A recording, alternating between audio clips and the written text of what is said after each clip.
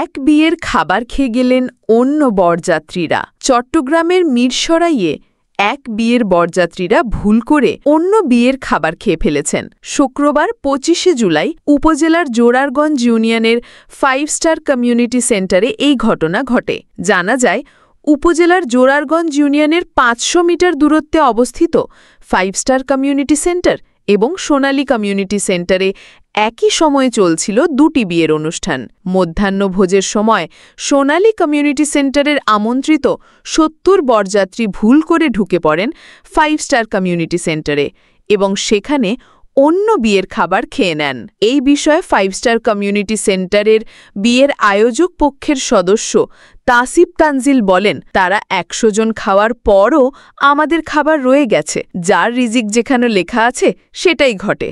সর্বোপরি আলহামদুলিল্লাহ। স্থানীয় বাসিন্দা রবিউল সুমন বলেন, আমাদের বাড়ির পাশে সোনালী ক্লাবে বিএনপির এক নেতার মেয়ের বিয়ের অনুষ্ঠান হচ্ছিল, কিন্তু বরযাত্রীরা ভুল করে পাশের 5 স্টার ক্লাবে গিয়ে অন্য বিয়ের খাবার খেয়ে চলে গেছে। এই বিষয়ে 5 স্টার কমিউনিটি সেন্টারে আয়োজিত বিয়ের আয়োজক পক্ষের সদস্য তাসিফ তানজিল বলেন, আলহামদুলিল্লাহ, তারা ১০০ জন খাবার পরও আমাদের খাবার রয়ে গেছে।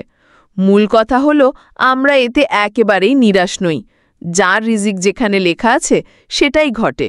আলহামদুলিল্লাহ।